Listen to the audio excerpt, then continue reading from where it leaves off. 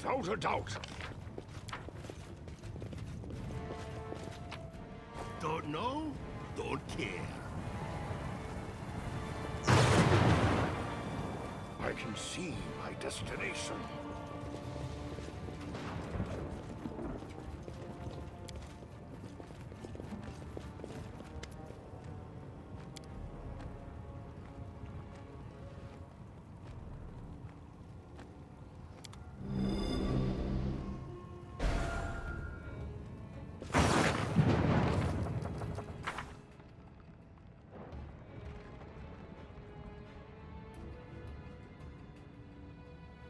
Now what?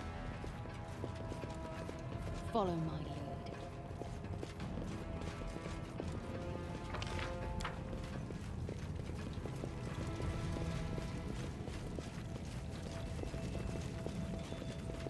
Head on.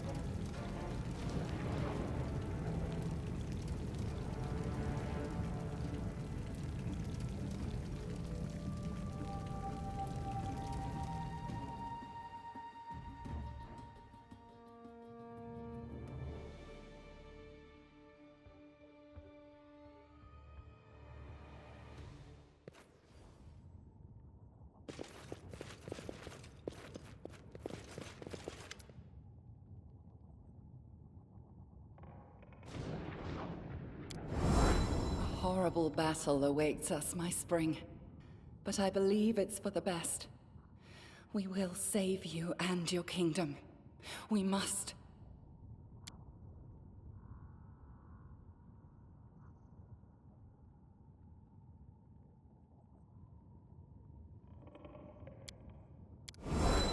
We should have finished our search.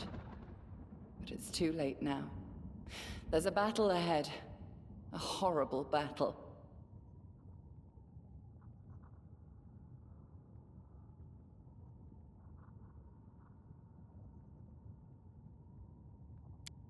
Words, words.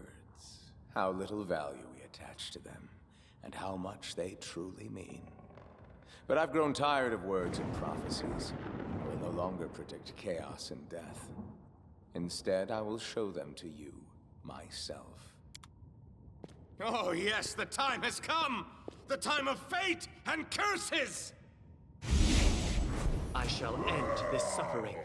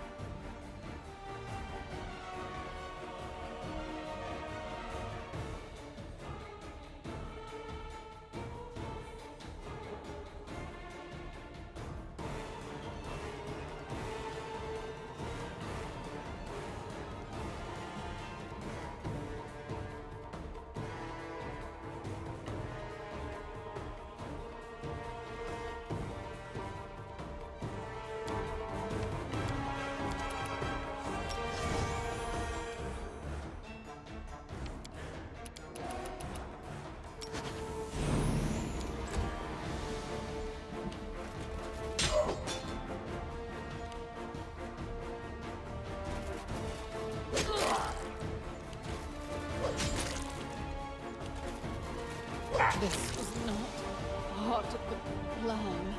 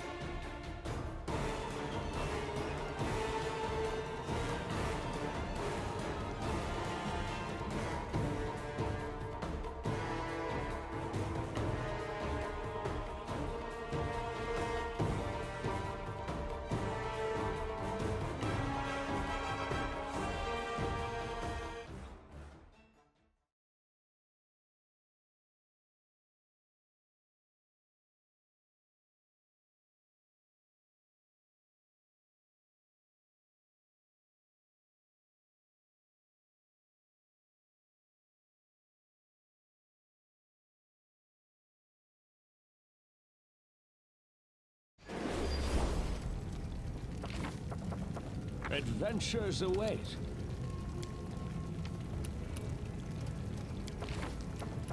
It's time to act. In due time. Time's not waiting.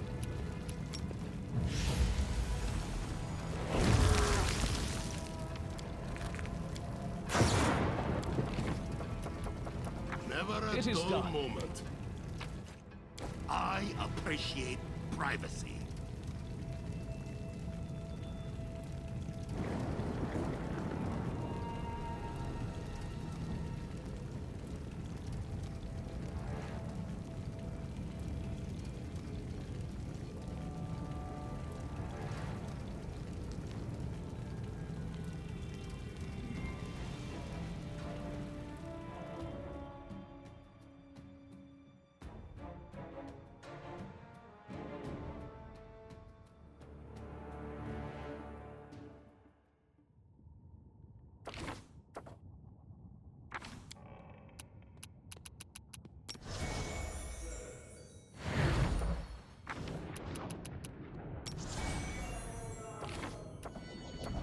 I'm always ready. A horrible battle awaits us, my spring. But I believe it's for the best. We will save you and your kingdom. We must. We should have finished our search. But it's too late now. There's a battle ahead. A horrible battle. Words, words. How little value we attach to them, and how much they truly mean. But I've grown tired of words and prophecies. I will no longer predict chaos and death. Instead, I will show them to you, myself. Oh yes, the time has come! The time of fate and curses! Their life ends here.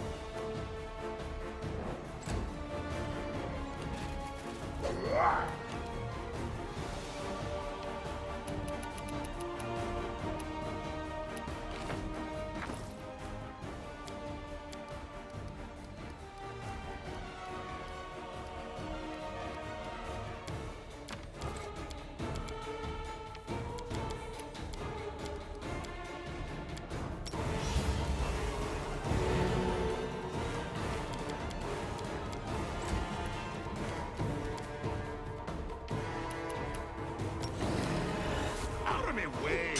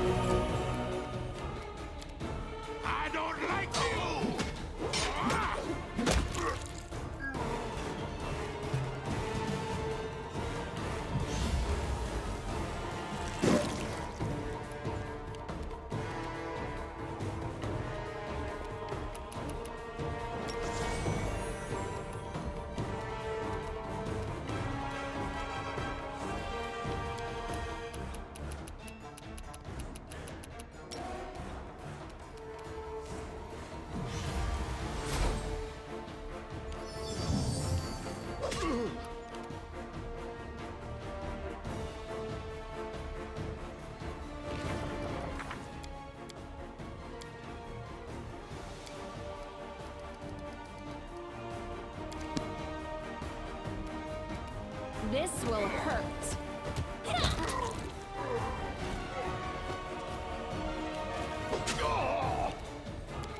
Strike with all your might!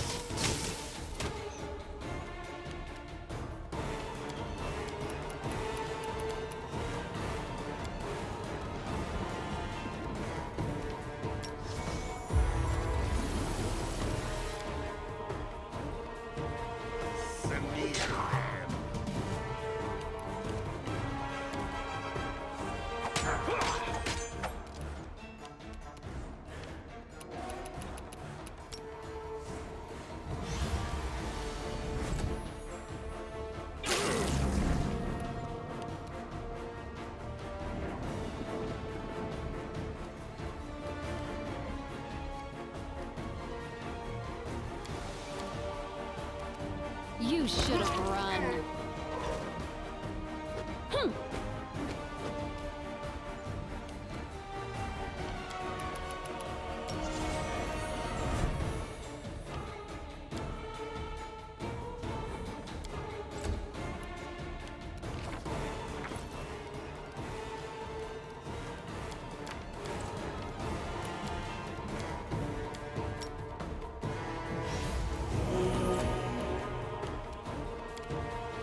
I'll split you in half!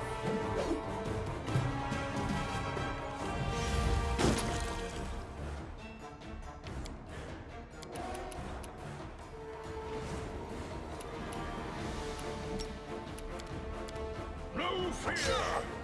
Ha!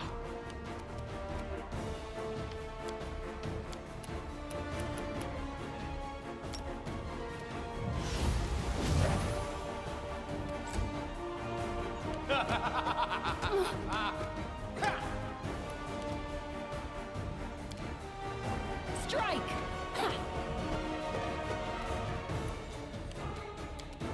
We won't falter!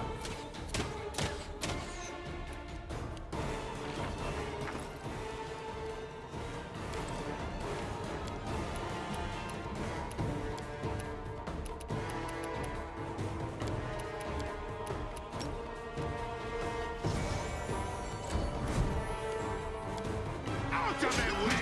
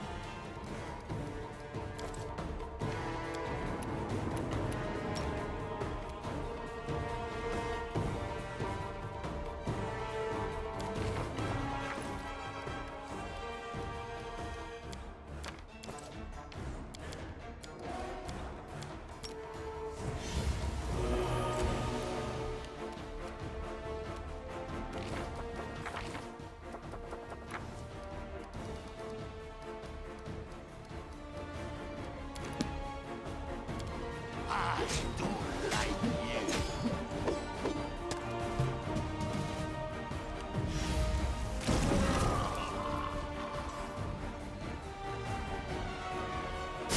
You don't seem to like my curses! Maybe you like my jokes better? Entertainment.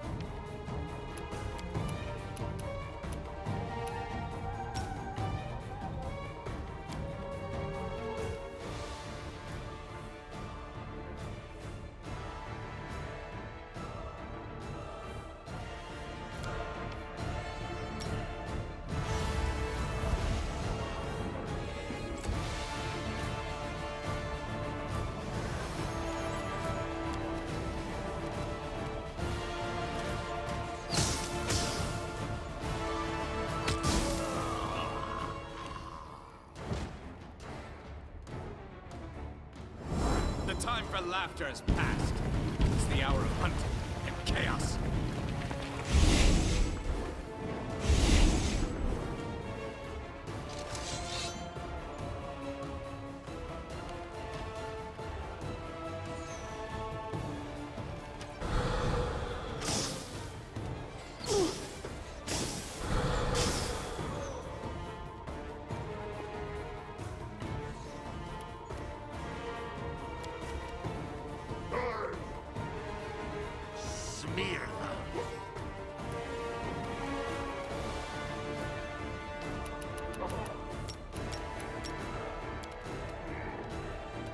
Don't hold back!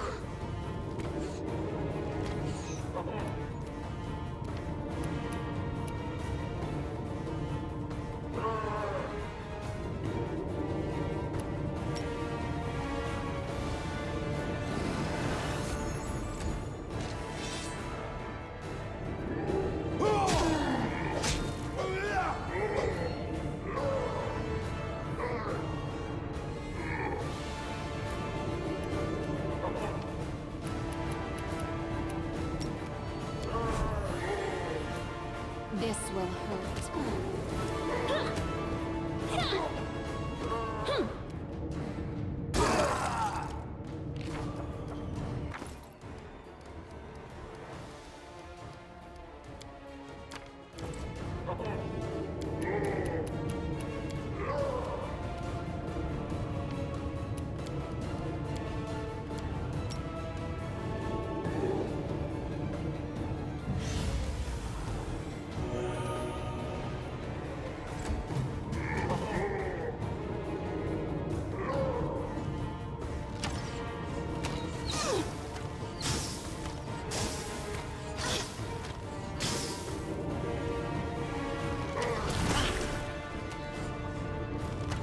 Dawnflower, grant me strength.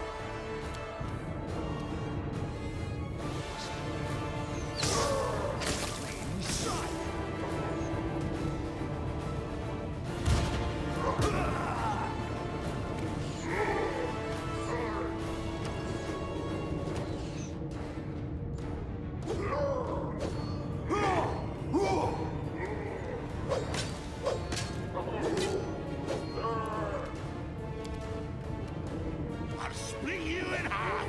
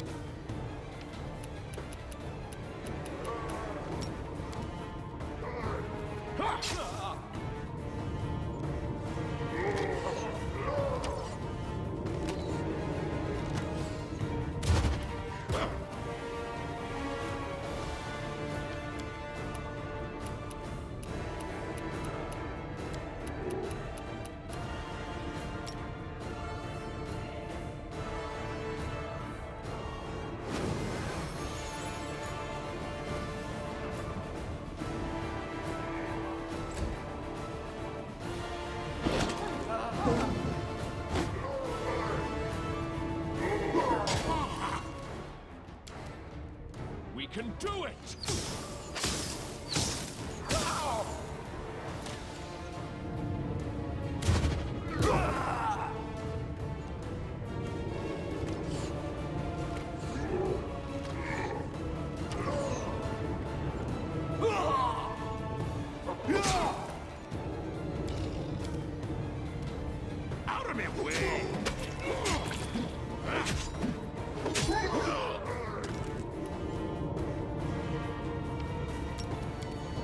You should have run.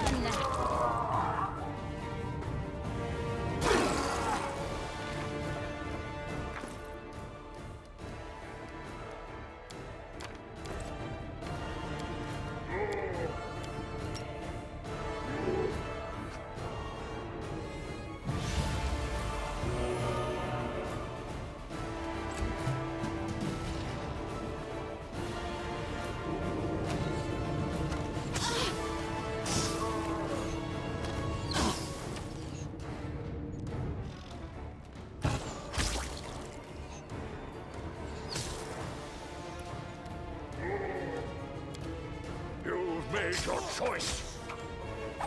Huh?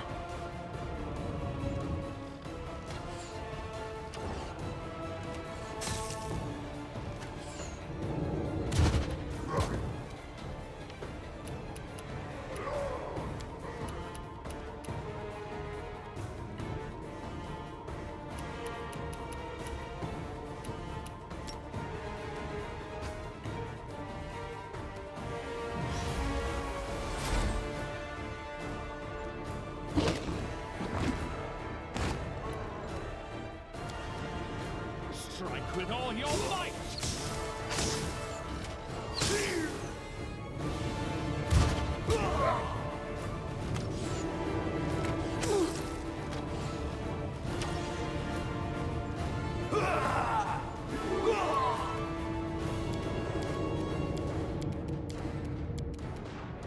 I don't like you!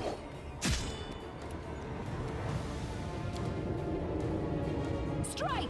Huh. Ah! This strike, my masterpiece.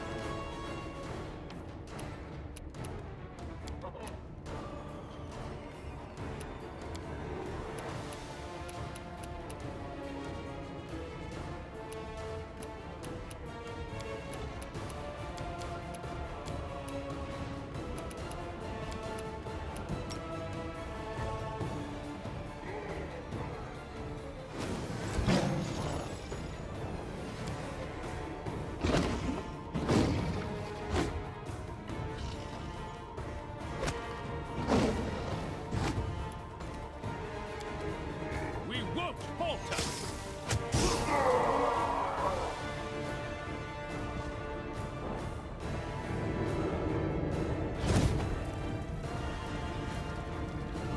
Enough!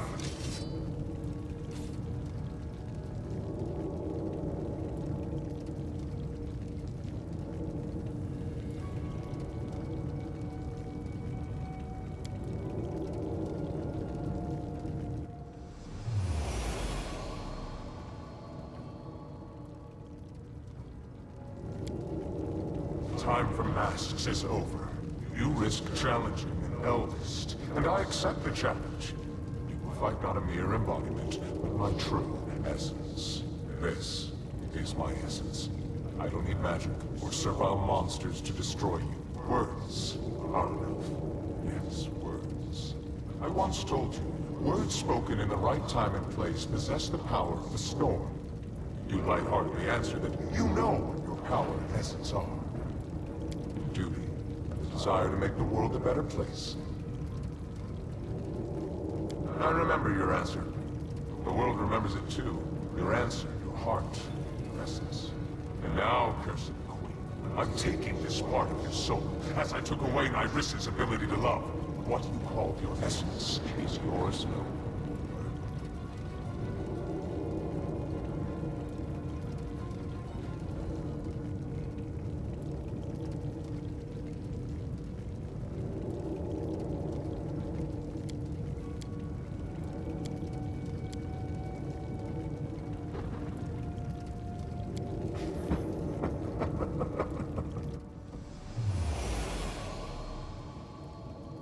us continue. We both wear a crown. But what do you own? A meager patch of land, a few thousand souls? My dominion is chaos and magic, madness and deceit. Your power is nothing compared to mine. That is why you are helpless before me. You will take my every blow as a divine punishment, as something imminent.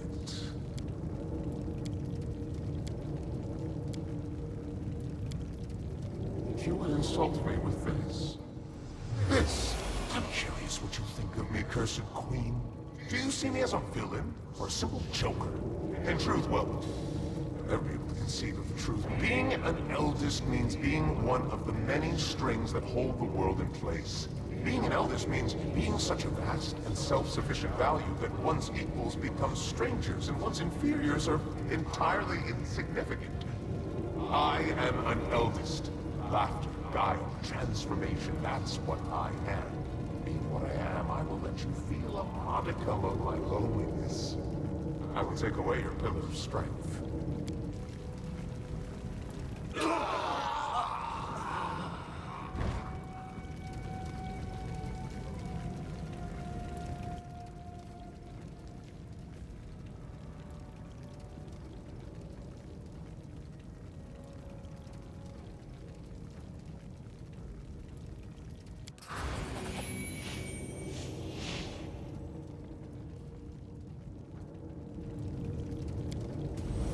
Good. You can play with words. Let us see if you can withstand the heat of my fire. There, let's see.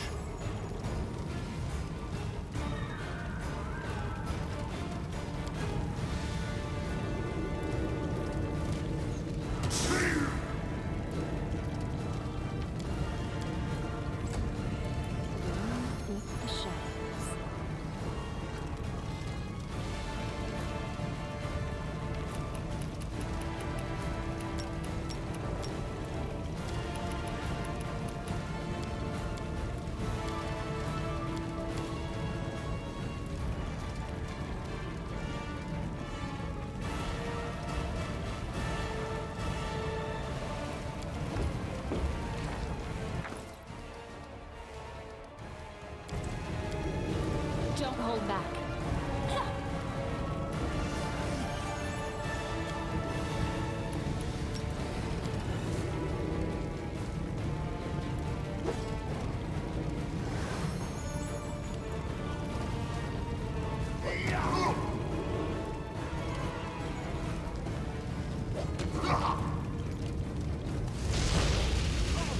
Calm down.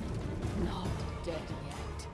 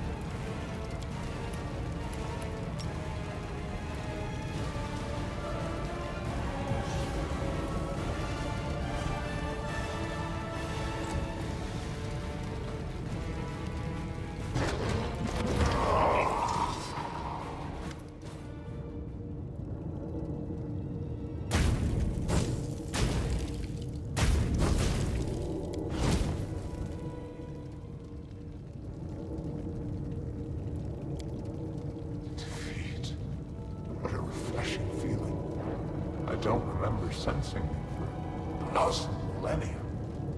But what's next? How will you end this story? Listen, I know a good ending. Elegant and refined. The hero defeats a deity in battle. Impressive, it grants the victor power and immortality. The hero enters the chambers of the deity to become his champion and herald. Eternal, powerful, equally glorified both in the first world and in Valeria. Her kingdom healed from its wounds and flourished under the rule of the immortal champion. A beautiful ending, isn't it? And this legend is yours for the asking. My spring, I beg you, do not listen. There is poison and evil triumph in his words. We may not be able to kill him, but surrendering now is the greatest mistake we could make. But even so, let wicked fate strike only me. Do you hear me, eldest? Take me, your favorite toy, and let the queen and her kingdom go in peace. You are so beneficent, trespasser. I didn't expect to see you like this. I might even accept this sacrifice, but what do you say?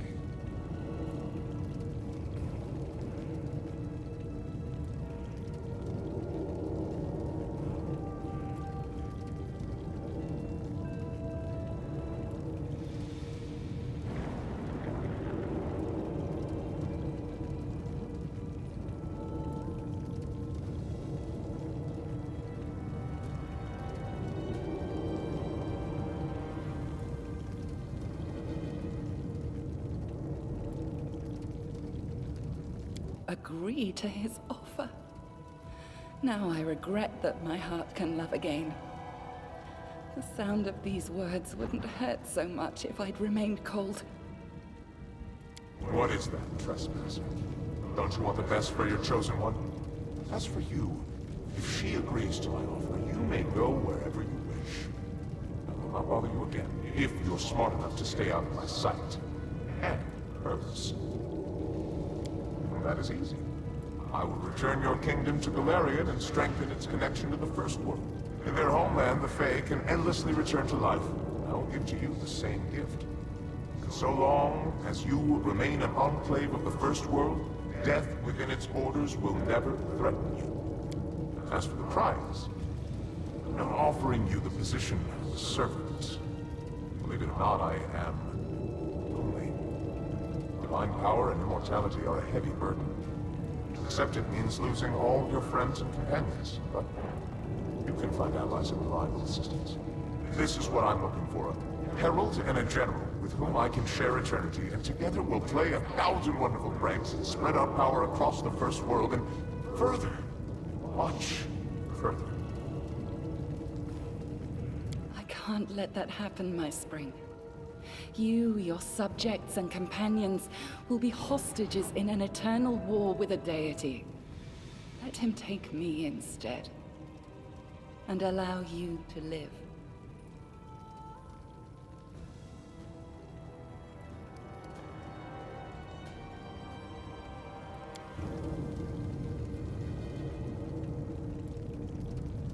So be it. This performance has run its course. It would be unwise to continue. Besides, I have no love of dying, returning to life. My fellow eldest are very good at playing especially intricate pranks at that exact moment. Farewell, my spring. Let us say goodbye quickly and end this painful moment. I cannot allow you to be harmed. That is why I must remain to the court of the Lantern King, a safeguard and hostage. I will try to ensure that the eldest's eyes never again stray to your lands. Remember the sad nymph, Nyrissa. Or forget, if you wish. There is but one thing I ask of you. Be happy. You were cursed by my will. By my will, you are now free from the curse. May the shackles be broken, the fetters be loosened. What's been stolen will be returned. What's been divided will be made whole again. I say farewell, and release your kingdom to the material plane. Go, be glad of your ordinary mortal life, and forget the gods of the First World. Now they no longer concern you.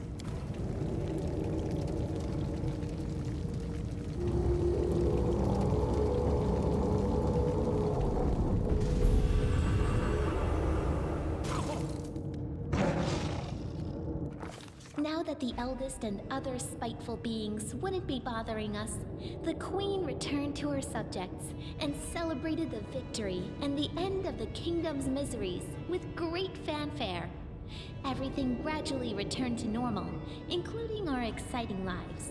Not always peaceful, but also not troubled by invasions from another world. And little by little, our heroes and the common folk began to forget the sorrows of the past.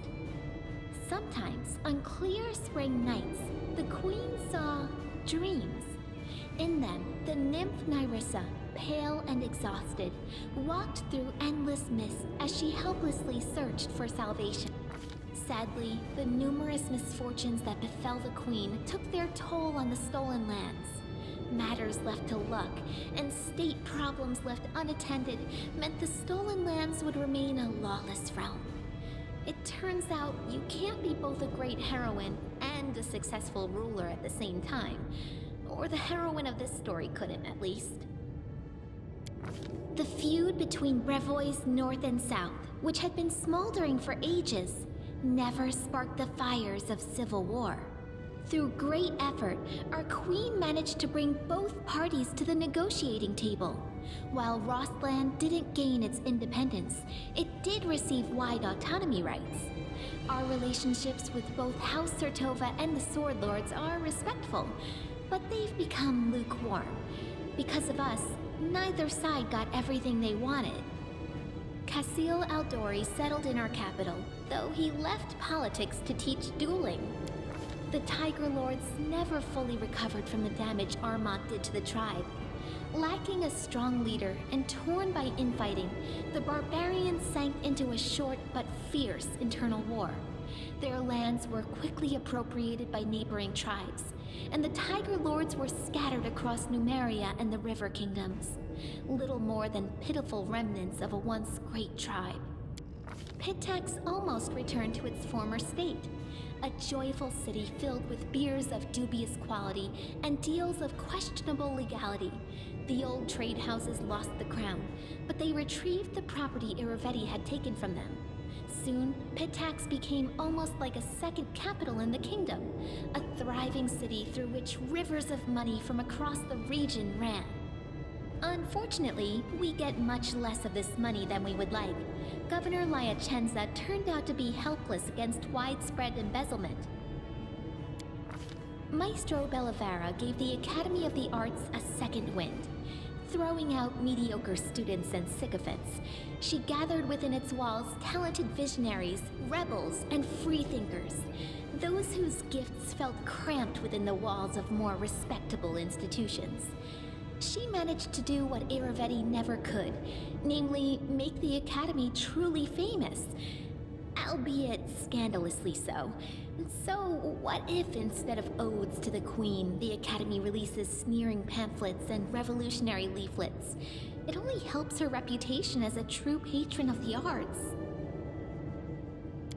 The dangerous man-eating trolls disappeared entirely from the forests and swamps of the Stolen Lands.